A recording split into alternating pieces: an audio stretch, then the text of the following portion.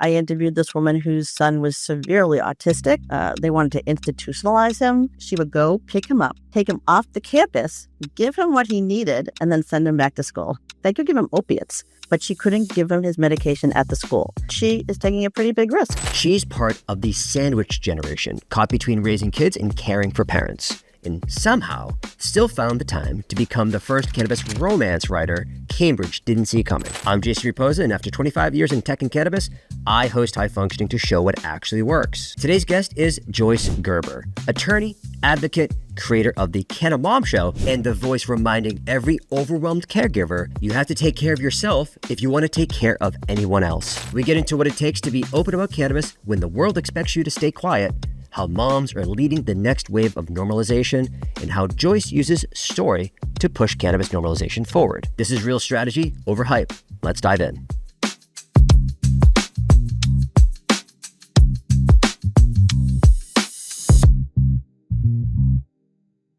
Chew, wait, hope.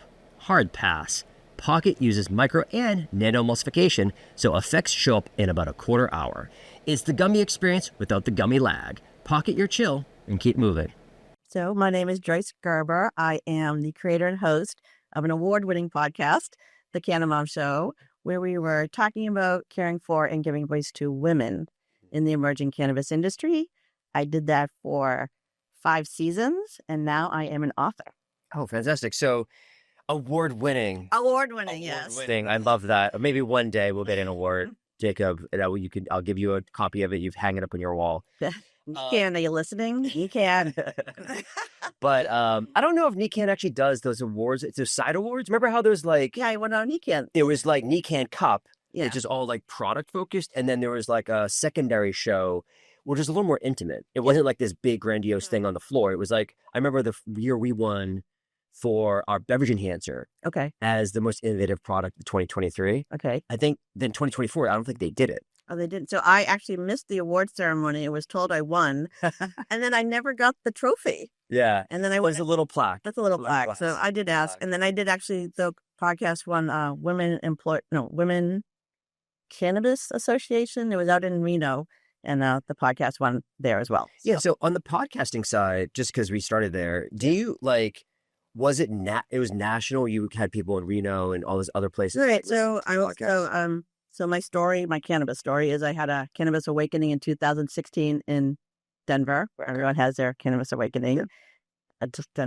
Back then, fast forward 2018, I got into the industry. I started working in podcasting, and it had just been voted on in 2016 in Massachusetts. So most of the companies were out in Colorado and California. So those were my ladies the first year mostly, and then I really started focusing on New England. I'm from Cambridge. Right. It's very local. It's local. Cannabis is very local. So I just was trying to focus more on New England. But I interviewed a woman in Israel. I've interviewed people in every state, Canada, Mexico. Really, there's people everywhere. There are people everywhere. Well, that's the thing. Is like there are people everywhere, and there's a lot of shared stories, right? So a lot of this comes together over the plant, of course. Yeah. High Functioning isn't your average cannabis podcast. It's where business, wellness, and culture collide with honest convos from people actually doing the work.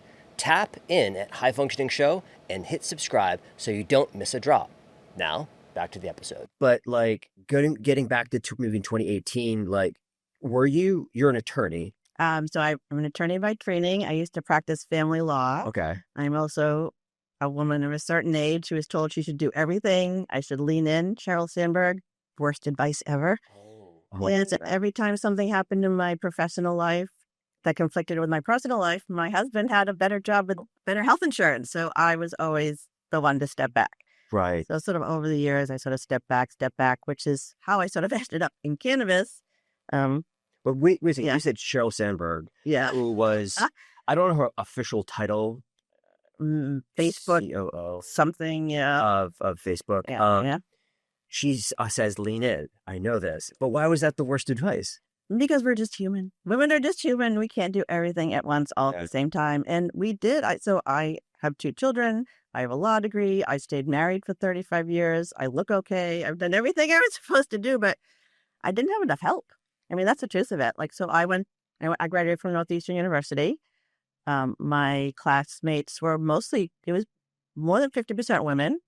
Maura Healey was one of my classmates. Oh, wow. So she is now the governor of the Commonwealth of Massachusetts. But half of us dropped out because it's really hard to do everything at once. And we don't have any structures in this country to help the caregivers, which is kind of almost where cannabis comes in, because I did not use cannabis when my children were younger.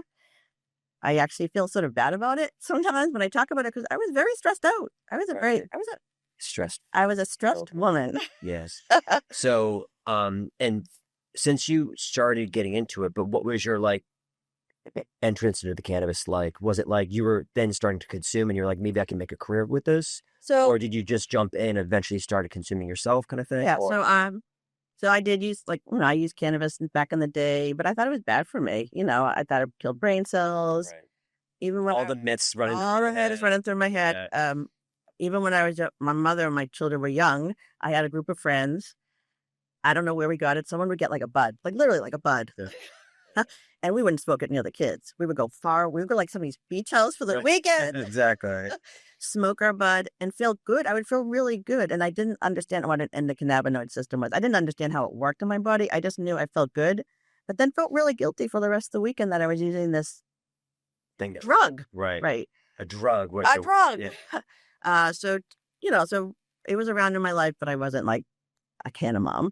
So 2016, so my children were teenagers. So my husband and I went to Colorado just for fun. We thought it'd be a fun vacation. And I set up a tour. It was a private tour of the cannabis industry just because I thought it'd be fun. Oh, just because it's a different industry. So you're like, let me just try this. Yeah. So her woman, her name was Goldie Soledar. She picked us up in her little black SUV. In the back, she had, the Canna-Tour. In the back, she had a whole bunch of items. She had probably a vape pen. She might have had a joint. She might have had some edibles. I can't remember. And I was like, it's just here. Then she took us. She started open, and she started telling us about this history, which I didn't know anything about the history of why cannabis is illegal in the first place.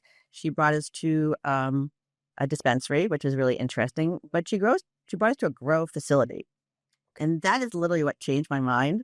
I was like, wow, this is a business. This is not just a bunch of dudes. Just organized, right? Well, it was very professional. He knew he was an MBA. He knew exactly how everything, it was a business. And I'm like, oh, this isn't just a bunch of dudes, sitting around eating Cheetos on their couches.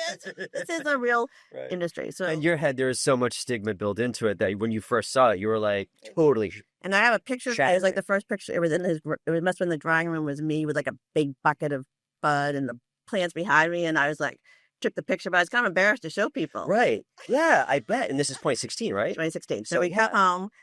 And my kids are teenagers. The joke is I sat them down and I said, kids, everything I know about pot is wrong. And they were like, what? How old were they? I think my daughter was 14. My son was 16. And then, this is true. This is funny. So then that summer, we were at a beach house. I don't know where the rest of my family was. There's just me, my husband, and my son. And we decided we were going to smoke a joint on the back porch. And my daughter comes downstairs, who's 14, and is standing in the doorway going, what is happening? My world is shattering right now. But I didn't have a plan of working in cannabis. I had another job. I was just, so that was that summer. Then the fall, Massachusetts, 2016, we voted to adult use was voted on in the Great Commonwealth. And then again, I'm a woman who's had a lot of different jobs. The contract I was working on ended in 2016. And then 2017, honest to God, I was just having a really hard time finding a job. Yeah. And I could see that cannabis was new. And the law firms, I really like that are going to law. Right. The law firms were setting up. Use the degree. Use the degree. Yeah, I could see that law firms were setting up these divisions and really business divisions. And that because it was a new industry, all the regs were literally being written as I was thinking about this. So that was my interest. But a girl, not a boy, and all the boys are just jumping in. They're like, yeah, I'll be able to do this. But the women are learning. So I took a year. I literally took a year. I know this is a thing. I totally understand it. I mean, I don't actually understand it sometimes. Definitely don't understand women that well, I'll be honest. But I do know that is a story that I've heard repeated, which is guys would just jump in we'll figure it out. And then women would be like, all right, let me study this for a year. It's like anything. It's like any kind of job. A woman will come in and will be like, oh my God, I don't know how to do these three things. I can't do this job. And I don't know. Maybe it's just a different expectation. The men are like, oh, I can do 3 of the 8 things. I'm going to apply for the job. So Right. So even though I'm missing these 5 things, I've got 3 of them, so we're good. So I think it's different mentality. All right, so I spent a year. I learned the history. Every day my husband would come home. I had maps on the wall. They had things. And I'm like, oh, my God, did you know this? So I was really just learning about the plant itself, a little bit of the history, 10,000 years of cannabis history. We live in the anomaly of history, like all these different things and how it works in your body. So that was about a year. And then I was just like, this is ridiculous. I don't know what I'm going to do. I don't know if this is really the right thing. And 2018, I went to an event in Boston and I met Jimmy Young. I think you've Jimmy. Jimmy hired me. He started started a podcast. He was starting a podcast production company. Yeah. So he hired me to be his executive producer, which is weird because I don't know anything about podcasting. Like I literally get the newspaper delivered to my house. And I had just been learning about cannabis, so I really didn't know. But it was sort of, that first year was really like, I don't know, it was like getting my MBA in cannabis because I was bringing in all the guests. So I was meeting the doctors, I was meeting the business people, I was meeting the women. I was sort of getting a sense of what was happening in the industry. So that was the first year with Jimmy. And then I think about a year in, I was sitting in the studio with a friend of mine talking about how you talk to your kids about cannabis. And her kids were a little younger, mine were a little older. It just seemed like a good conversation. And the men in the studio were like, that's a great idea. Let's do a podcast about women and cannabis. Right. And it was still a little early. My friend did not want to be connected to cannabis. Right. Well, that's I think a lot of what's happening, especially because I've asked some guests on it, they don't want to talk about it. But we do have some guests like Jackie Carco. Yeah, right. Just owns being a mom in cannabis. Yeah. 100% with all her enthusiasm. Yeah. And that's some of our best clips is Jackie. People just love that energy to be like, I'm a mom, I smoke weed, and I'm like, a good mom. Yeah. I'm a good mom. Yeah. And back then though, it was a weird thing. So they wanted to call me the CannaMom, which was like ridiculous. So we called it the CannaMom show, like the daily show. And there was just this idea that we'd bring people on as an interview. And once I started talking about this publicly, like sitting at my son's baseball games or in my temple meetings or whatever, right, everybody would lean in and be like, I have a story for you. So I just started bringing people on, just friends, and how they're using it. And then I started getting more industry people. And that was for a year. And then 2019, I ended up leaving the podcast studio and started on my own. It's a little bit of a complicated story. And I went with my friend Amy, and we found a podcast recording studio in Brighton. And this is 2019, and we went to MJ BizCon that year. And when we went to MJ BizCon, I know there's a lot of issues with it, but to be there in an industry with everyone's doing this, you're like, wow, this could really be a thing. And I will say up front, I never expected to be an advocate. I really went into this for the money, which is kind of a joke now. But it is a big joke, yes, 100%. But as I was doing this, so we started and we set up the podcast. It was 2019, 2020. I was in Westwood going to the studios in March. It was March of 2020. I was supposed to go in. My guest canceled because of the COVID. Everything was shutting down at this point. This is like March 9th. I mean, it was like right before everything. And that was just audio-only podcast. Audio only. And my mother had decided she wanted to come to work with me that day. So funny. Anyway, so my mother, she was 83, who thought she thought I was in a drug cartel till the day she died. She just didn't. She didn't get it. It didn't click in her head. Yeah. But she wanted to see what I was doing. So she came with me to the studio. And because my guest canceled, I was able to interview my mother. So my mother was the last person I interviewed in studio, which was so great because she passed 2021. And I never talked to my mother about pot. Right. Especially, so this is like a thing I'll have forever and talking about what she thought about it and all this. And I took her for a tour at ComCan. So I was supposed to go on a tour with my mother. So, this whole area. Yeah. So that was March. And then the next week, the whole world shut down. My son, who was a musician, was sent home. And I was talking to Dave, my producer. I'm like, I don't know what to do. And my son helped me set up a podcast studio in my bedroom. And then that year, 2020, we did 50 episodes because no one canceled because they had nothing to do. 50 episodes just like that, bang them out. And it would just, and these were all just women from around the world, across the country, who all had kind of similar stories in that they were evangelized, I say, almost by this plant because most women come to it as a last resort. Yeah. And they wanted to be the people they needed. Yeah. I feel that too because, but I also share that journey too because I also came to it as the last resort because I had my own medical issues. Right. And I literally was just like, I don't know what else to try at this point. So you were in a podcast, an actual podcast studio for all those years, and then COVID hit. You were like, all right, Zoom, baby. In my baby, in my pajamas. In my pajamas, in my daughter's old bedroom. Yeah, and over we were very consistent. We were talking about this. The consistency is really the key. I booked people out a year in advance. Like, I treated this, it is a very, like the first year was like, show up whenever you want. Come, Right. The second year was like, we do it on Wednesdays at 1:00 and this is what you need to do. And this is, and yeah. So since did the stories change from pre-COVID to after COVID, or were they fairly consistent? So I will say this is just a hard industry. I mean, it's just a hard industry. And the money part is really tough. I mean, even my own journey. So I do not sell the product. I do not touch the product, but I am incorporated it, and I'm trademarked as the CannaMom show. And I did it intentionally because I knew the banking issues that Jimmy was having. Yeah. So for the first, I don't know. So I started in 2019. It took me from September of 2019 till like, I don't know, March of 2020 to get a bank account, a checking account. It's crazy because once you have the word Canna in your name too. That's like where good feels. So people are like, "What is that?" But CannaMom is very opposite. And it was intentional. And I, again, I went to a lot of banks. People were always like, "I smoke pot, I love it, but I can't give you." Right, but I can't give you. And I'm like, "How can this be a business? How can this be a business if I can't even open a checking account?" So I think that you don't even play touching. Nope. Yeah, I think that's part of the hard issue for women. A lot of the women are coming in as advocates because they want to heal people. They really are caregivers. But if you can't make any money and you can't support it financially, you're not making the impact that you need to make. So right, that's the part of it that people, I think, sometimes misunderstand when they first get into it. Is like it needs to be money involved at some point because in order for this to scale or even just be sustainable, there's capital requirements. And it's the banking and it's the 280E. It's all of it. All of it. The business part is just really, really hard in this. So I don't know. People want to be stewards and create good stories. I think the stories are really important, but I think the business part is really hard for the women because they just don't have access to capital. Yeah. Well, I want to go to, we can talk about that definitely, but my question was really about stories. Oh, stories. The stories themselves. Yeah. Pre-COVID versus after COVID. Were they similar stories? I will say they're still kind of universal. I think the way you stay in this industry is because you're passionate about it. And often the passionate stories are because they've healed themselves or healed someone they love.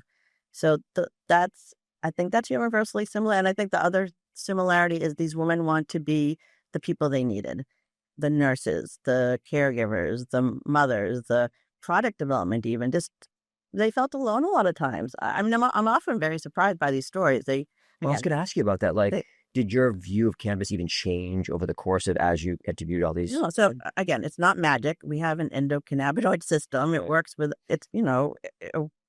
why doctors and nurses aren't learning more about this is still flummoxes me. But we have a system that works with these molecules. It's very simple. Yeah. I didn't know how it worked. I don't know how any medications work in my body, but I understand cannabis works. So for me, that was really a change, that I'm not doing something damaging. Right. I'm feeding my system that actually has these molecules produced anyway. That's an endocannabinoid system. The women's stories, I mean, again, I don't know. I think they're stories of healing. They're always stories of healing. Does any specific story that stands out to you during that time? I mean, I think a lot about Angela Bradway. She was one of the first people I talked to, and she's got a lot of energy. And she does, yeah. But she also, she had a very sick husband. Yeah. And I will say back to the stories. A lot of the stories are the women feel shitty. Terrible things are happening to them. The medical help they're getting isn't working. And they use cannabis as a last resort. And they feel better. But the outside world is telling them that they shouldn't. Yeah. So you have to really be connected to your own body. I think it's really interesting to see how these women are able to sort of buck up against conventional wisdom and say, no, this is working. And now they have scientific proof why it's working, as opposed to it's all in your head. You're just imagining that the cannabis is making you feel better. Right. Yeah. Yeah. Science is obviously still lacking for the most part. And I'll say, even specifically moms, this is the one I keep going back to. Women are using cannabis when they're pregnant for different reasons, often because they're nauseous and they can't function. And the cannabis stops the nausea. They can take other drugs that are much more powerful in certain ways and have a lot of side effects, and cannabis doesn't. but they aren't allowed to use the cannabis openly often, and they will get tested, and you will still get DSS, the social services, involved with you if you test positive for cannabis, even in Massachusetts. And if we could only step it back, and if you want to test women for cannabis, that's fine. Don't penalize them, but study them. Figure out what is happening to these women for real, because we're not going to do clinical studies on pregnant women. But women are using cannabis while they're pregnant, and I am telling you their children are fine, and they are fine. But because we can't study it and we can't talk about it, we don't know this. Cara Crab Burnham is a really good example. She was one of the first people I talked to. She was using this. She was very open about it. She went to the hospital. She changed the policy in one hospital in Massachusetts. And then she had a second child, and she couldn't do it in the other hospital. She couldn't go through the whole process. And the idea that someone like that couldn't prevent DSS from being involved with her because she's using cannabis, it's really a sad situation for mothers. Yeah. And there's no reason for it. It's legal here. It's legal here. And again, I'm a lawyer. I was a family law attorney. But if you get children's services involved, they never leave you. Like, oh, really? Once they're in your butt, there's always like a concern that you're a bad parent. Like, it shouldn't be an issue. It shouldn't be an issue at all in Massachusetts unless there's a concern for the safety of the child, and then you can figure it out. That is wild that this sticks with you. So, because it's funny because it's when you said nausea, if you recall, historically back in the 70s, there was a morning sickness drug. Oh, right. That caused a lot of problems. Effects. Yeah, really serious birth defects. And so it's funny how pharmaceutical companies, they create these novel new medications. They run this test on it. And I know there was specifically it was there's an isomorph or whatever. I can't. It was the chemical name. I can't remember exactly. But it was like tested, and then when they actually they created it for the mass market, it kind of changed a little bit, and it ended up causing a bunch of birth defects. But it's crazy because they go through all these steps to get it, make sure it's safe, and then it still happens, and it's to cure morning sickness. Yeah. Or you could just consume. Yeah. And it's like backwards from the way we normally do things in this country because we already have this drug. It exists. Right. And they're always trying to prove that it's dangerous. Right. It's the burden is always on us to say that it's not as dangerous as you think it is. Yeah. So, it's like those stories about women and caregivers and trying to buck the system. And, again, I was a wine mom. Like, I could literally yell across my office when I was leaving, I'm stopping at the Packy on the way home. And everyone would be like, yeah, you are. But if I showed up at daycare smelling like a joint, there'd be DSS again. Yeah. So do you think over, has your, since you were the wine mom and the CannaMom show, obviously, is the name of it, did you just stop using alcohol? I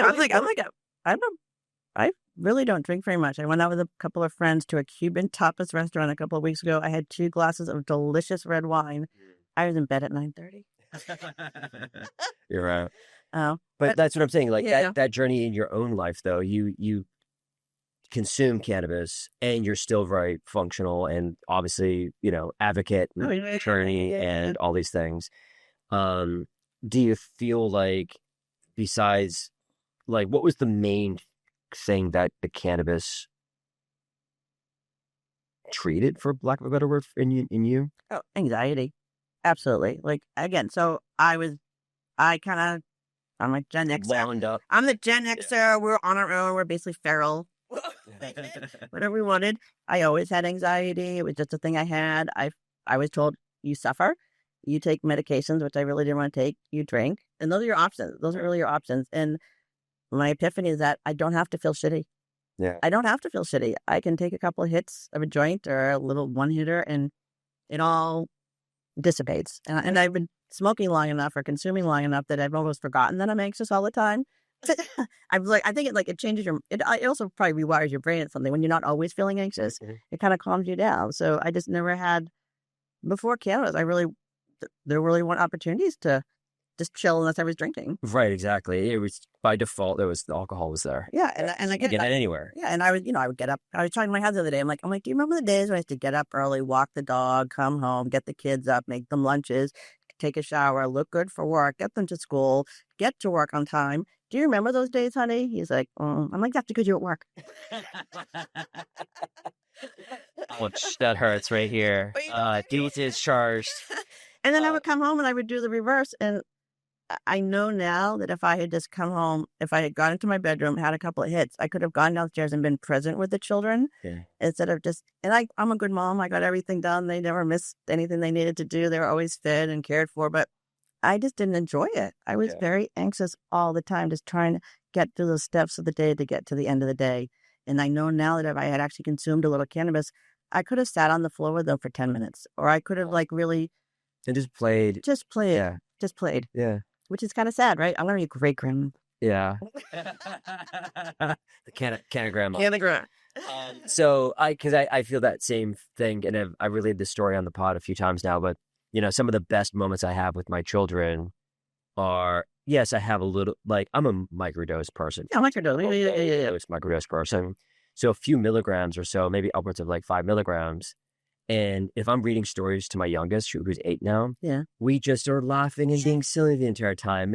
And she loves every moment of that. You know what I mean? She doesn't know like, oh, daddy's on drugs or something like that. It's not about that. No, it's not that at all. It just takes the edge off. Takes edge that allows me to be who present. I am. You know what I mean? And all they want is you to be present. And then at some point they just get sick of you and walk away. Yeah. But if you're always like, do this, get that done. They're angry at you and you're angry at them. And it's not a nice way to be a parent. No, and I feel it sometimes because it really is just like, and you can get into those cycles where you're just angry at each other, but you don't even know why. It's just because your emotions keep on getting ramped up. Yeah. So this has been, again, I'm sure there are other ways to do it. And I do meditate more. And it just allows me to slow down. I think for me, I'm a type A personality. I was pregnant my 3rd year of law school. I was pregnant when I took the bar and I passed. Done something no man has ever done. So there you go. But it was just an expectation that you keep going. And I I think a lot of women, we need to stop a little bit. Yeah. So let's get back to the women capital side of things, because that was an important topic that I wanted to cover today. Yeah. So access to capital, you had mentioned, I'm not a woman, so I can't speak from that perspective, but like from your perspective and what you've seen and all the people you've talked to, what is the biggest block? I mean, I often think of like MedMen. Like, think about the bazillions of dollars that were invested in MedMen. What a fireworks to fizzle. And if that money had been distributed amongst the, 300 women that I've talked to over the years, you know what a difference it would have made in how this industry looks? It would have completely changed the composure of. Yeah. So I know a lot of people came into this industry thinking they were going to make a lot of money. That's the misunderstanding of it. I never like talking to money people who are not consumers. You have to consume. That's just the idea that you wanted to make money off of the back of this product, but you were like anti-cannabis always struck me the wrong way. I also heard, again, I'm a 60-year-old woman who's just sort of growing up in this world of men who may or may not see me. I've actually had men say to me, well, the women weren't prepared when they came in. And I'm telling you, women are not only prepared for themselves, they are prepared for the person behind them, the person ahead of them. They are always prepared. They're over-prepared. So for him to say that to me, it was so insulting. Yeah. It's just, maybe they didn't give you what you thought you wanted, or maybe you didn't understand their pitch. But it was not because they were not prepared. That is not a thing. Have you been in those rooms where there's been pitches happening and stuff like that, and then it was clear that like there's no money being exchanged here? No, I haven't really been in that level. But working with Jimmy. I mean, Jimmy had whatever Jimmy's business was when he first started. What was it called now? Pro Cannabis Media. Yeah, Pro Cannabis Media. We've gone to a lot of names. Well, when I first started, it was when the first dispensary opened. Do you remember that? And it was out in Leicester. So we took a ride out, and it was called Cannabis Network. Then it was CMN. So it sounded like CNN. So we drove. I've only really started in 2019, end of 2019. So he was driving up, and it was like this. It was like a gray, snowy day. There were people coming from everywhere. It looked like zombies were coming out of the woodwork to go to this little place. I've heard of stories about that. But there was a huge long line of cars. So Jimmy just kept going, we're from CMN. So they kept thinking we were saying from CNN. That was his trick. They let us go all the way up to the very front. We parked right in front, and we started interviewing people that very first day. That's amazing. I can't remember. Oh, anyway, but he did get best. He didn't have the best business plan, but he had people invest in him. And I'm like, he's still working out the kinks. He's still whatever. He's still riding. He did have people invest in him. And these women I could see who had much better plans or different ideas were not being taken seriously or weren't getting the capital, or I don't know, maybe, I mean, I am into the women supporting women thing, but if women do have more capital now, but even at like, I don't know, like the Serena Williams level, like even those people are still like, it's a very small percentage of women are getting investment, which is why Serena Williams and her sister are investing in businesses. So I don't really understand this world, but women aren't getting the money that some of the bigger, again, it depends on the business. And a dispensary is different than a product, I guess. If you're into cannabis, entrepreneurship, or just like hearing from people who actually build things, check out High Functioning. It's real talk with founders, operators, and big thinkers. No fluff, just game. And you can subscribe and listen at highfunctioning.show. All right, let's get back to the show. Yeah. Right, dispensaries are different products, but it's also different than media. Media businesses are notoriously hard to run. Oh, yeah. They're so hard to run. Yeah. The reason why we exist is because we have an existing successful product. Yeah. Like I couldn't do this. I can't support myself on this. Oh, yeah. You know what I mean? That is what I learned about the podcast. So again, I went into cannabis to make money, which is sort of a joke. Yeah. I did have sponsors for the podcast, but a podcast is supposed to be a supplement. It's supposed to be supplementary. Yeah, this is complementary to what we do already. And this, this helps us, with different business. Right. In the future and partnerships. And that is the beauty of the podcast. The podcast by itself, I have learned the hard way. Unless the fraction of a percent actually make it and actually make money to support themselves on it is infinitesimally small compared to the amount of podcasts that exist. And they're growing constantly. Yeah. More podcasts are coming out every day. And it is, I think it's a great way to get your message across. People don't read as much, although I do read still. You still get the print? I still got I get on Sundays now. I used to get it every day. My poor delivery person thought I moved. I'm like, no, I can't justify the expense of you coming here every day to drop off a paper that I can read online. Yeah, getting back to the capital side though, like I think being in those rooms is kind of a thing, and I think what I've learned is that when I even first started going and pitching to investors and stuff like that, the VCs they have their spreadsheet, their calculation. If the math doesn't math, they're not interested. Yeah. Or if it does, they'll be like, all right, that's your valuation. And it's like, well, I thought I was worth 10 times more than that. Yeah. Well, I'm only going to give you this amount of money for this valuation. And it's just like, how much of the company are you willing to give up? So we remember taking VC. So that's the other thing, giving up ownership in your own product. Right. And now you lose control a little bit because now they can tell you what to do and you have to report to them. That now you have a boss again, even though you were like, I'm just going to start my own company. You're my own boss. So other bosses. So between not being able to get access to capital, it's hard to get a bank account. You can't get a loan. We're playing business on hard mode. You can't deduct business expenses. It's illegal federally, but who knows? I think on the media side, I think on the media side, there's ways to argue that 280E doesn't apply. You're not plant touching. You talk about it, but you're not plant touching. No. Nowadays, it's like, I think you can't be able to easily get that. But there's other things, and we have some conversations coming up in the future regarding 280E and tax advantage strategies with accountants and lawyers and stuff like that that we'll be talking about. Yeah, all the lawyers and the accountants and CPAs are in this. Yeah. And I mean, and they charge a good amount of money, but that's because they have figured out how to surpass or buy some of these things. But on the, I guess, again, just finishing up the capital side, did you ever see those biases play out with other women as well? Because you're talking about maybe your own experience, but like in other rooms with other women, they were telling you stories potentially about like how any money or no capital available to them and stuff like that. It just seemed to be universal. It wasn't even. I mean, it's not even like that. It's not just cannabis. It's everything. So I think money is tight in cannabis. I knew a lot of marketing people. That was a big problem because they were like, the one thing people were cutting was their marketing budgets. Yep. Which, and not to mention, marketing in cannabis is really, really complicated, and you have to be a specialist. Because you can make a lot of mistakes and have your accounts taken down, your Instagram accounts taken down. Or CCC could take action against you because you're doing something the not complete way. I just think, again, I used to be in family law. The standard was always in the best interest of the children, but it's always about money. It's always about money. I don't know why it's always about money. What do you mean by that? So I'd be, so family law is basically it's a division of assets. When you divorce, it's really just a division of assets. And if you have children, it's like, who's going to take care of the kids and how are you going to do it? And people, they're supposed to act in the best interest of their children. That is how they're supposed to function. But when you're in the middle of a divorce, and again, divorce attorneys are not therapists. We are hired to fight your fight. So if you're pissed at your spouse and you want us to fight about child support or who pays for camp or when Christmas Eve starts, that was actually one of my fights I had. How does that work? Well, so when Christmas Eve starts is often when they do like the exchange. Like if you're going to have Christmas with one parent and Christmas Eve with another. I was in court one day for several hours, no joke, trying to figure out when Christmas Eve started. Did it start when school was ended? Did it start when it was sunset? Did it start after church? I mean, it was just, I'm like, if you guys can't get along with this without me, how are you going to function for the rest of your life? But it was about money and control. It's always about money and control.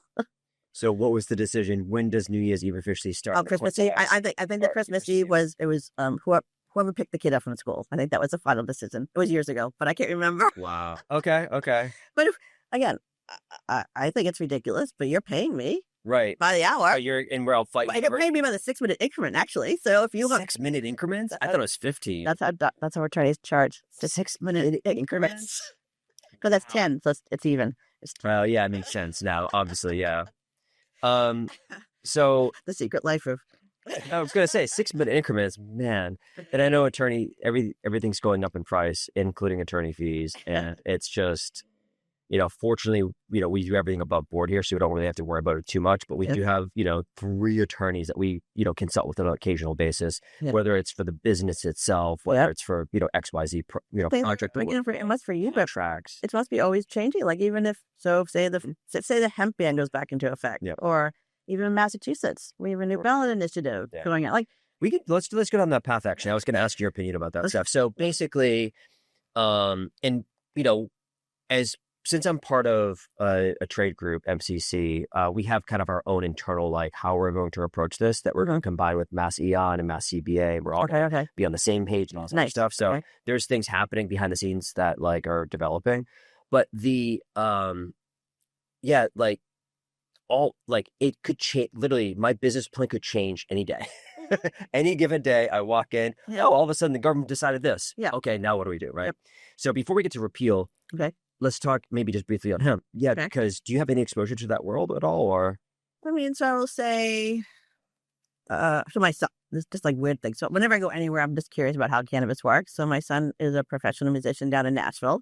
So I go to Nashville quite a bit. Great. But there is cannabis everywhere. Like you just walk in the store, it's not regulated. They say it's THCA, which is the acid, which is basically what it is before it's smoked or combusted.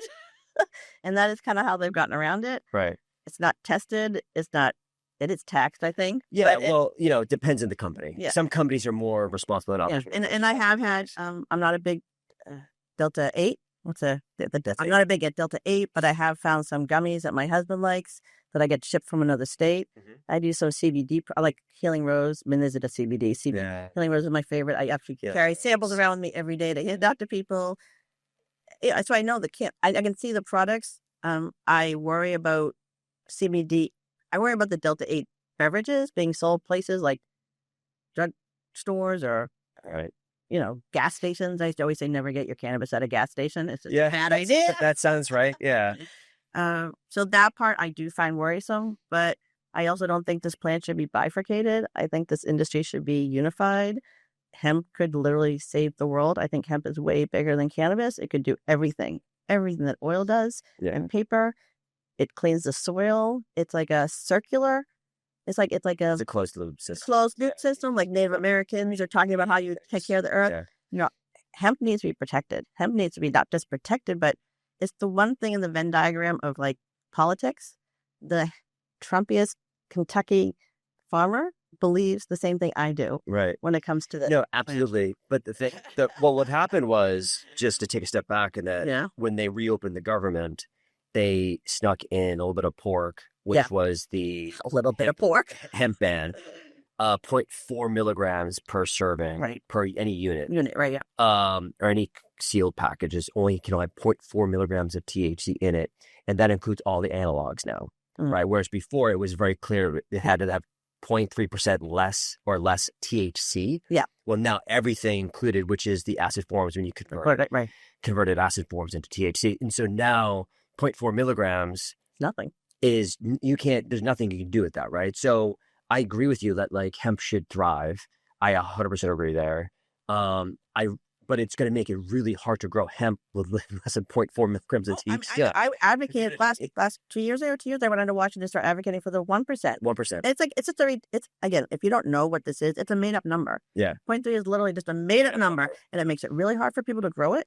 You have wasted a lot of time. 0.3 is super hard to grow already. Yeah. Like, I don't think you can even grow 0.3 technically. Can you even grow a 0.3 plant? If you do if you exclude the THCA component, you can. Yeah. But once you start adding the THCA version, anyway, from my perspective, hemp, it should go up to 1% at least, just to make it easier for farmers who want to grow this. This is an American product.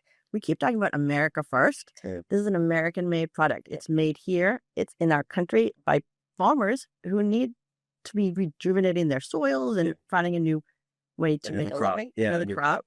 I don't. They created this problem because a bunch of smart people figured out how to take this little tiny bit and intensify it and make it into these drinks that are now out there. So this is a problem that was created, and now they're trying to fix it by banning everything. Right. I just think it's not going to work, and I think it's it's going to send people back to the legacy. Yeah, exactly. They're going to go find their plug again and be like, hey, now I need weed again because my store in Nashville doesn't carry it. Yeah, exactly. There's a year still. I mean, less than a year now. So probably 11 months-ish. And by the time this episode airs, it might be like 10 months left. But there's a bunch of hemp groups that are trying to get together, and we're part of the HBA ourselves, Hemp Beverage Alliance, because we do make drinks in the hemp market. That are 5 milligram drinks, nothing crazy, you know what I mean? But we do a lot of testing, everything's super tested, natural THC. It's not like converted THC even, stuff like that. But long story short, on the hemp side, we're kind of in a wait and see pattern because we're just like, I don't know what's going to happen. So should we invest any more into this? And so we kind of basically said, we're just going to kind of sell through our lots. And if they sell through and the sales velocity is okay, we'll do another batch leading up to that, November deadline, basically, of 2026. So we don't know. We're not huge in hemp. It's not a huge revenue driver for us. It is, but we'll try to contribute maybe to some of the lobbyists to like help it a little bit. But I don't know. I even like the products that you get. Like I kind of kid, but I think it's true. You need to know who your hemp farmer is. Yeah. You need to know what they're doing. You need to know where it's being grown. You need to know what kind of chemicals they're using, and then if you're going to put it in your product, that's so chain of custody is huge in hemp, and that's one of the things that we always talk about is chain of custody. So there's a certificate of analysis, the COA, right? But there's also a chain of custody, COC. So the chain of custody, you can point to the plant, the field. Yeah. So you know from where it was grown all the way through the entire chain of custody. Yeah. So we are big on that. That's how you can prove internally that it's natural Delta 9 versus a lab converted version. Okay. So we always try to. But you also have to need, again, because hemp takes things out of the soil, so you need to know that it's being grown in clean soil too, because that soil exactly. So hemp will suck up all this stuff, right? And that's a common thing in agricultural, regardless. It doesn't necessarily. Hemp is only part of that because there's, I think rice is a good example of that too. So back in the day, they'd have a bunch of chicken pastures. The chicken were getting this feed, contained arsenic in it. And so now when you grow rice in that field, the rice now sucks up that arsenic. Right. And so you have to have a certificate analysis for your rice now. Right. So this is an agricultural problem in general. And so I feel like the remediation part of it is a beautiful thing for hemp. So it is. Did they use it at Chernobyl? Did they try to take up some of the? I don't know. Is that a rumor? I don't know. I actually don't know about that. There is some new stuff that is happening in Chernobyl only because of, again, I suck in information in my brain. Yeah. So, but there's like these mold growths that are happening, and they're like, how can this survive here? Yeah. And it's eating up like the nuclear waste, and so everybody's like, whoa, what's that kind of thing? That actually is just happening, as far as I know, the last few months. Hey, well, can't control that. Exactly. Right. So, and then let's go to Repeal real quick. Okay. So Cannabis Repeal 2026, is it going to happen? God, I hope not. How ridiculous. That's right. Who wants it? Who's supporting this? So Chris from Joint.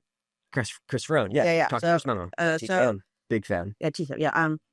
Just the idea that they were going around faking out people getting the signatures. I mean, that's pretty bogus. Yeah. That they would let those signatures stand. Do they know? Yeah, and the way we looked at it was because we've also, like I said, we've been working internally, and hopefully externally we can talk more fully about a lot of this stuff because we have to get organized in like our plan of how to approach this. Because a lot of the operators we're all on the same page, right? And we're gonna hopefully get the materials to be able to kind of have that single voice that we can go against it. But it's Project SAM, and Project SAM is funded through like MAGA Inc. So it's a red state, blue state thing, kind of. And so they're coming in hard. And so the way they were able to get the signatures is that they pay people for the signatures. There's a lot of people who are looking for work. They'll pay you $8 to $9 per signature. Right. So if you're out of work and you get $8 to $9 per signature, if you show up in front of a Wegmans for an hour and you can get like 100 signatures, it's almost $1,000. So I'm gonna go do it. So I'll say whatever it takes to get that signature. Right. Right. And so, do you want kids to go to jail for weed? No? Sign this. Yeah. Well, he was saying they were telling it was for affordable housing. They were like saying whatever it was. Yeah. Anyways, I don't know how that is legal. I did work in the Secretary of State's office one semester when I was in law school, so I kind of saw the process of getting these ballot initiatives on. Oh, I'm sorry. I didn't answer that part of the question, which was what we've been told internally. Assume it's happening. Yeah. Like they're not going to go back and say, let's go find these 10 signatures that were falsified or whatever. It's like you can't. It's in the past at this point. So there's going to be so many ballot initiatives that it really goes on. I know. Well, that's all the ballot initiatives, right? And now, and on top of that, we have these other things happening on the cannabis side through the CCC and the chair of the cannabis policy groups inside the State House that are changing these rules, such as going from 1 ounce to 2 ounces. Right, exactly. Right? And like all this stuff's actually happening at the same time, which is bizarre. So it's like, okay, we're going to increase the limits and we're just going to ban it too. Yeah. It's like, but it's this is America. Our GM used to be making money. Used to love making money. Yeah. This is a new industry. We could make money off of it if we let people do it correctly. Right. And now we want to ban it. And we already have all these businesses set up. Yeah. And it's already generating. A lot of tax. $150 million in tax revenue. Mm-hmm.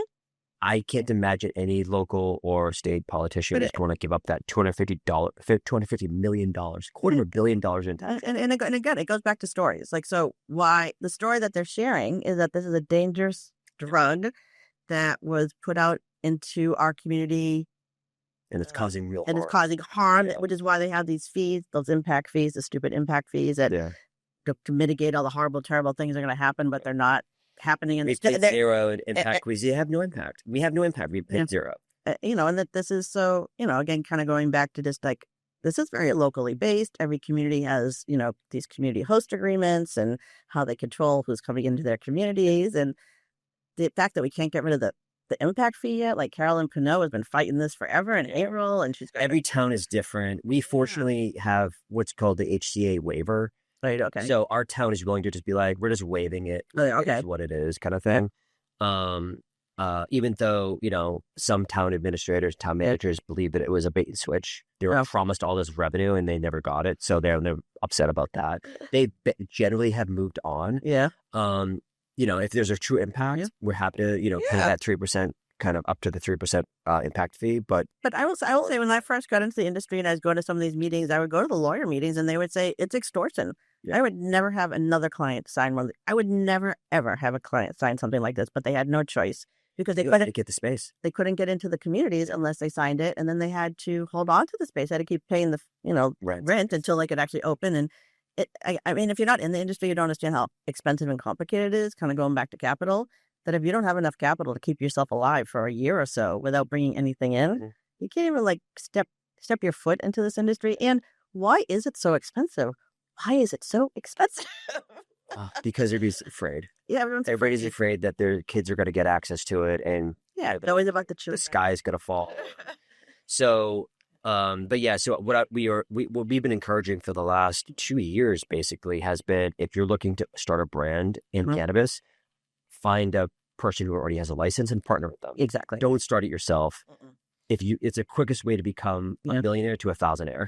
I mean, So it's ridiculously difficult and complicated. Let them get the license, let them hold the license, let them figure out the agent badging, registration, all that stuff. Yeah. And then just work off on top of it. Yeah. You know what I mean? That layer's been built, so just work on top of it. Exactly.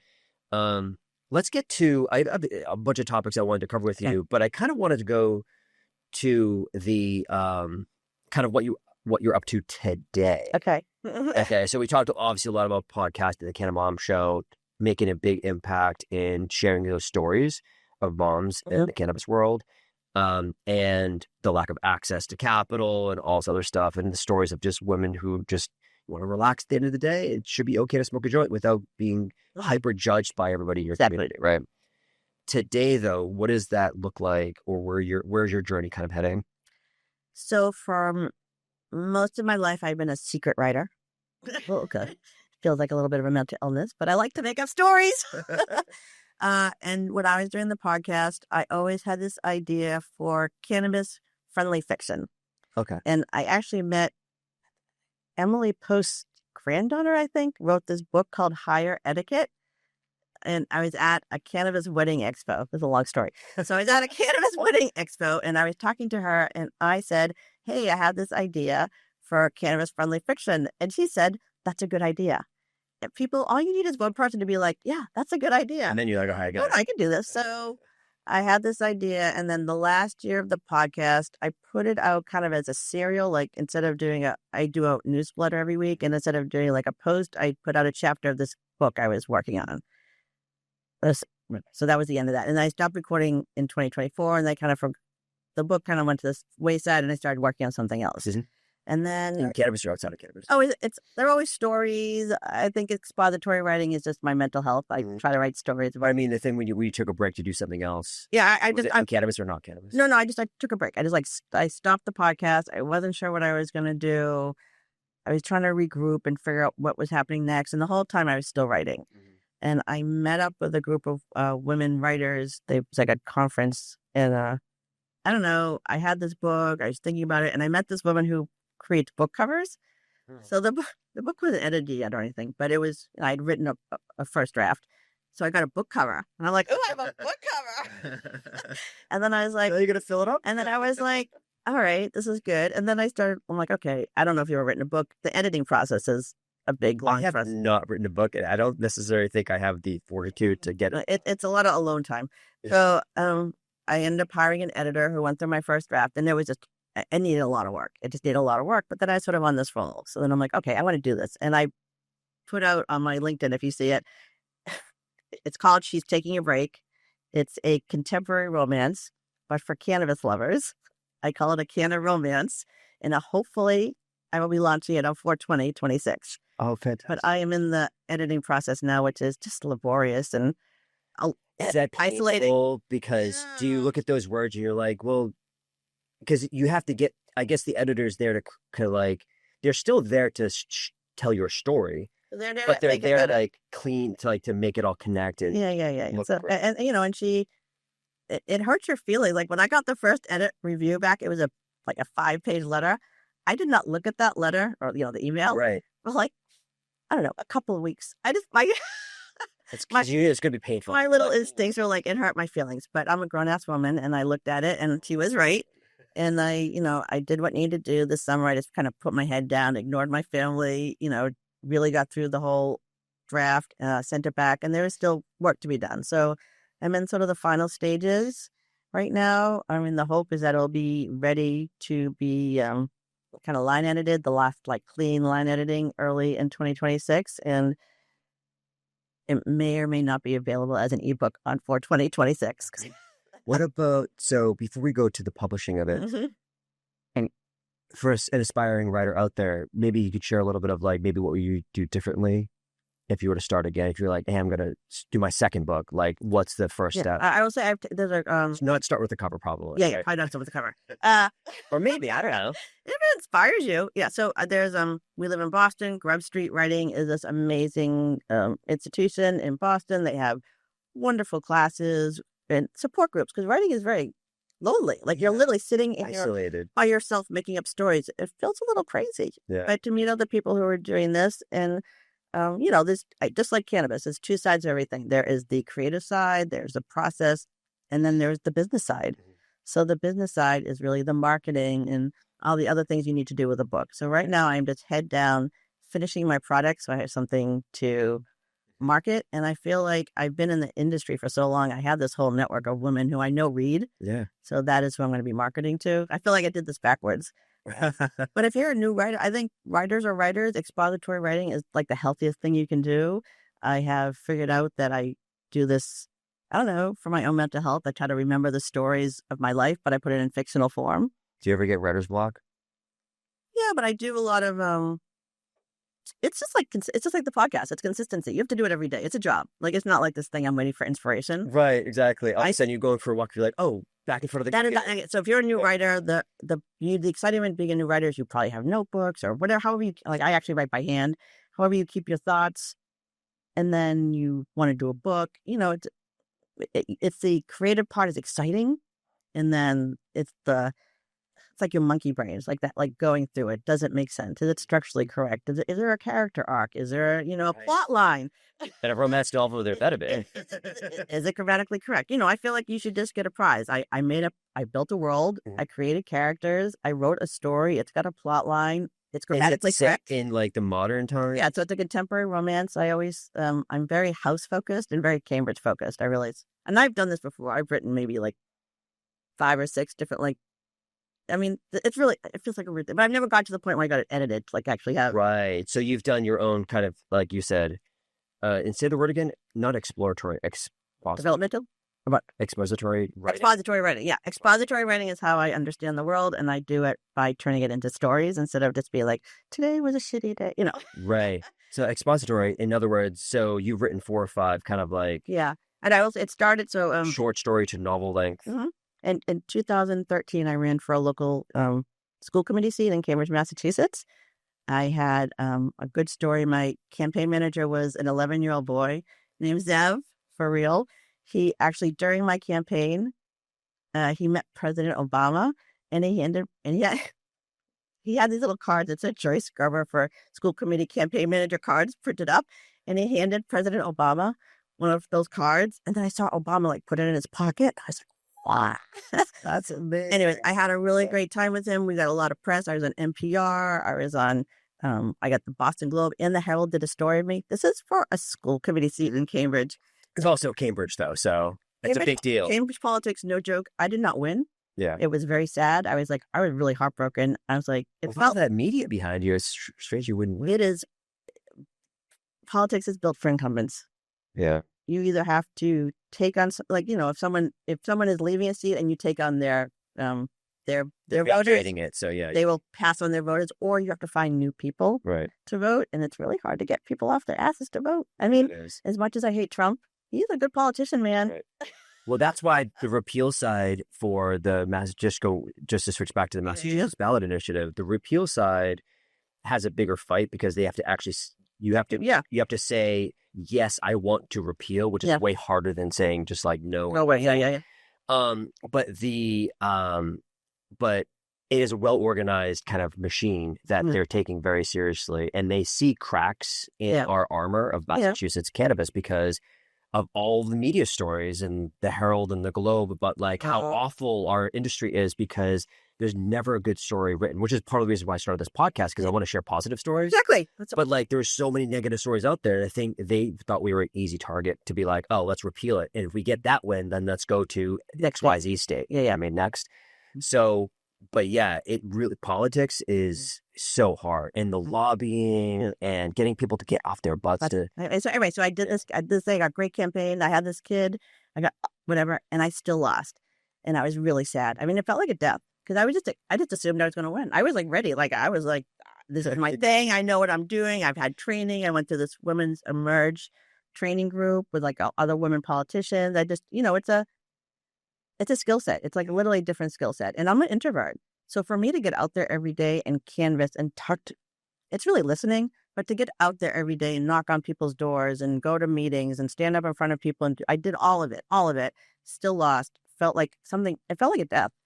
And I wrote the story of like my 11-year-old campaign manager and the story. And that actually made me feel better And I think that's how it kind of got me That's where I read it. on the roll of like, oh, if I write about what I'm experiencing, even if I do it in fictional form, it's very healthy. It made me feel better. So that's kind of how my little. So that was the first. That was really the one. And then I started like, I wrote a book, like I was a family law attorney. I wrote like a story about a girl whose family was getting divorced. I wrote a story about, I have the last ones I've written. And I've just written a bunch of different stories. Usually they're middle grade. And then I actually, the truth is I don't read romance, but I just thought a Canna-Romance was a funny idea. So learning to write the Canna-Romance, just learning to write a romance, because it's a structure, there's a certain structure, that took a little bit because I didn't actually understand all the points you have to hit and all of that. So that's been a learning curve for me. And I think that's so interesting because, you have to think about retention too. So as they're going through the story, another thing, So it's like, twist. Yeah. Oh, like now I'm still invested in this story and stuff like that. Character development. And I have started another one. So I'm actually doing 2 stories at once. So another romance or something? It's more of a family story. The heroines are always cannabis users. Cannabis is sprinkled within the story. Like, maybe they bake with it or they use it to help somebody, but they're always smoking. And it's just like, it's like the way women drink in romances. Just swapping it out. Yeah.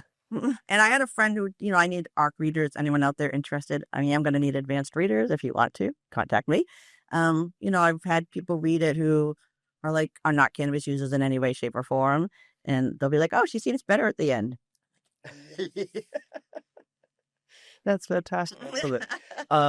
So we've covered a bunch of topics. Is there anything else you want to kind of go from here? Or do you want to, because we can also start to wrap a little bit as well. I don't know. I've been out of the industry for about a year and a half, and I've just started to reconnect with people. It's, it's 2 different worlds. There's the writing world, meeting with women who write and kind of go, being in that, the creative part and the business part. That's been a big learning curve for me. I mean, it's kind of similar to cannabis that, there's just a lot of things you need to know to kind of function in the system, and you can't just be one thing. So, and it kind of goes back to being like the lean in Sheryl Sandberg. Women of my age are just told me how to do everything all the time, but we can use some help. So everyone, delegation is so hard for, I think, a lot of people, especially maybe people who are more alpha, who are just like, I'm just gonna go run through everything and do it myself. Or we just don't think I would say women of my generation, I think we just feel like people aren't going to help us. I really feel like there's something weird about the Gen Xers. We were ignored. Our parents were we were the latchkey kids. We had no phones. We drank out of the last generation. Yeah, really, that had. Drank out of frozes. They yelled, "Be back when it's dark." Yeah. I traveled the world when I was in my 20s. I traveled the world. No one could find me. No one could find me. So you're disconnected. There's no phone. And now my kids a payphone maybe. Or maybe I was in the middle of the night. I remember always calling my parents at weird hours, because I'd have to find coins to use the phone, and then it would be late there, or I don't even know if I had answering machines yet. You're doing the time zone calculations in your head, what time is it over there? What is it? And I was young. Yeah. So, so I was of that generation. We were very independent, I think. Yeah. Yeah. But, and then the feminists said that we should be able to do everything, but they never changed any of the structures to help us. Right. And that's where the failing. And that's where the failing is. I guess caregivers on both ends, even taking care of my mom. I was at the end of her life. It was just kind of hard to be with her. And I would smoke a little before I got there in the car. And then I could actually sit with her. And it was just a lot easier, honestly. And it was so under set, I feel. I don't think I've ever heard from that perspective, but and caring of the parent also. Well, yeah, it's again, she was, my mother had a lot of resources, so she did have a lot of help, but she still, there are 4 kids in my family, so we're all there. But at the end of her life, it's a lot. Yeah. And it's a caregiving on both ends, and this generation that's really stuck in between them, that you're caring for little kids and you're caring for older people. And if you can't, and cannabis helps you balance. That's really what it does. It helps you center yourself and focus. And if you can't focus and center yourself, you really can't take care of other people. You got to take care of yourself. You got to take care of yourself. And the idea that using cannabis is detrimental or dangerous, I think it's harming us. It's stopping people from accessing it when they could use it. Even little things. I used healing rose. Love healing rose. I carry it around with me all the time. I give it to people as samples. And I used to hand it out to my mom's friends at the nursing home. And they'd put a little CBD on their hands. And their hands would feel better. And they'd be like, hey, what else you got? But you know what I mean? It's people they're missing out. and they don't have to feel shitty, and there's other options. And if we just had better understanding of how this plant works with our bodies, and again, I'm a lawyer, not a doctor. I don't know how the human body works. And I do have cannabis. I have friends who work in the cannabis industry who have medical degrees, and we just need more of that because I don't know how it interacts with other medications. There's a lot of things that it could harm with. I don't understand, but I know there's a lot that it could help with. So a lot more benefits out there. And I feel like, again, going back to this show, is like we're trying to highlight those positive stories as well. So for us, it's really, I think you said it so beautifully there. It kind of balances you. It kind of puts you centered, and you can take care of yourself. Yeah. And then if you can take care of yourself, you can take care of other people. Yeah. And again, I would get drunk with the kids. It's like, I'm embarrassed now thinking about it. It's ridiculous. Like the wine mom thing. Yeah. And it was totally okay. I could literally wear a shirt that said wine mom. Right? Yeah, I guess imagine like a big pot leaf being like, I do now, but maybe back when the stigma is so strong, though, it's just like, because their generation. Oh, yeah. Not that. And I got to say, around the same age. So a lot of the women I met when they were girls were part of the DARE program. And then they realized oftentimes they had a parent who used cannabis who they're embarrassed by or afraid for. Often they were part of this DARE. And then they got to college or when they were a little older, something happened and they started using themselves and they realized that it wasn't what they thought. Is it the devil's lettuce? Yeah, exactly. But it's this idea that you can change your heart and mind of yourself and others by healing yourself. And people can see that you're better. Children is the best story. Like a lot of times it's these mothers who are taking big risks. Like I'm not taking a risk. My kids are old. There's nothing I'm risking. But moms who have children, young children who are sick and are trying to help them using cannabis products can get in a lot of trouble. I interviewed this woman whose son was severely autistic. They wanted to institutionalize him.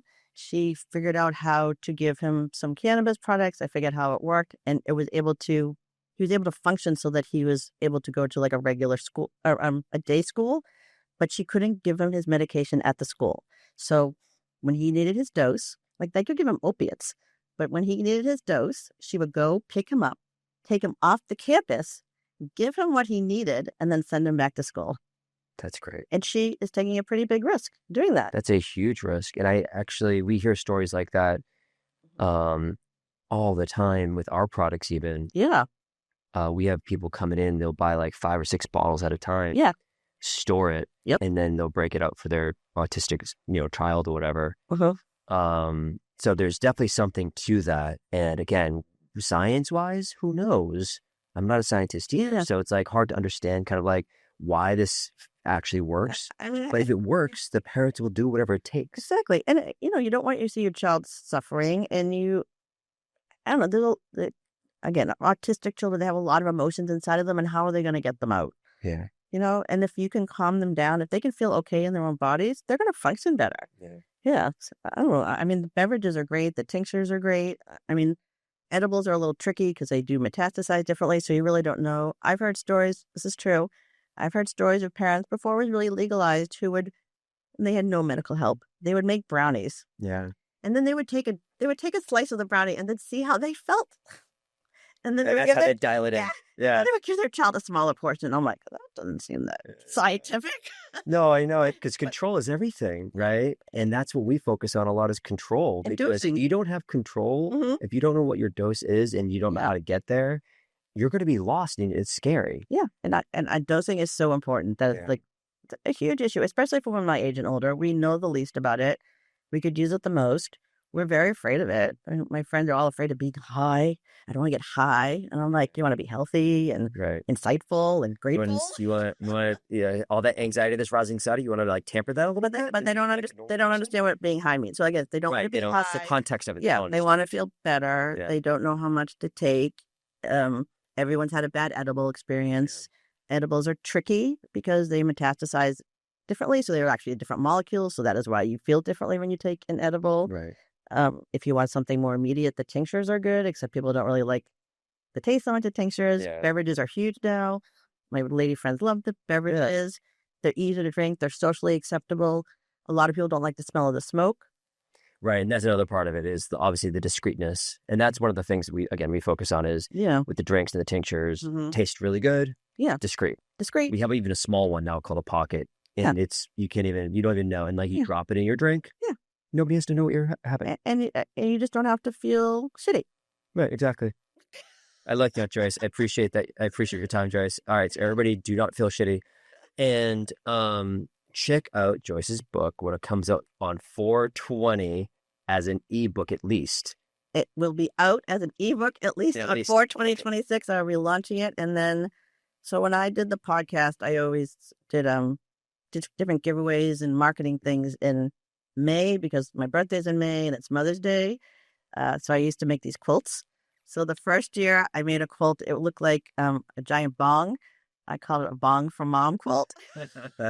And we did a giveaway. And then I did the Women of the Amazing Technicolor Dream Quilt, which was all these different cannabis fabrics. And then on the edges, it was the third year, I think. So I had black and white images of all the women I had interviewed over the years.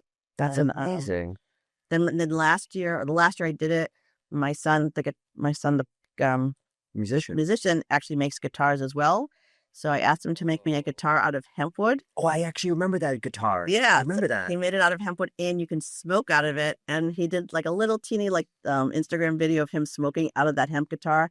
It got like 1 million views. I was going to say, I remember that video. And sometimes people would see him and be like, hey, Josh, did you see that dude who made the guitar out of hemp wood? And he'd be like, that was me.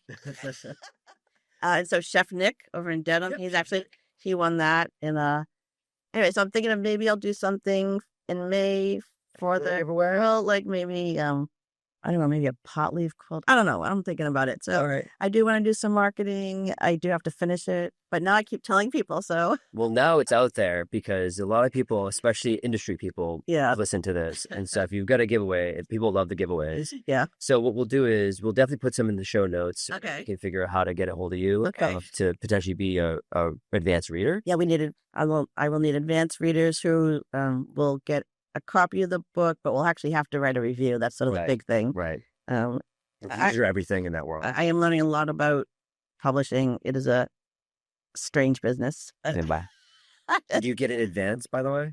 No, I mean, I'm self-publishing. I'm doing self-publishing. I've tried doing the query. I've done all of that. It's like, so when I was running for the political office, I felt I was running around Cambridge going, be my friend. Don't you want to be my friend? Be my friend. And with the publishing, it's like one person, like every agent. I'm like, don't you want to be my friend? Please be my friend. Be my friend. So, yeah, I don't know. I mean, the thing is, the book is much better edited now. So I am planning on self-publishing, but maybe I'll get someone who's interested who wants to help me a little bit more. But as those budgets get big quickly. Yeah. I just I've done it through the podcast. It's kind of like the similar thing. I did have sponsors, but a lot of it was self-financed. I'm kind of budgeting it that way. But I would.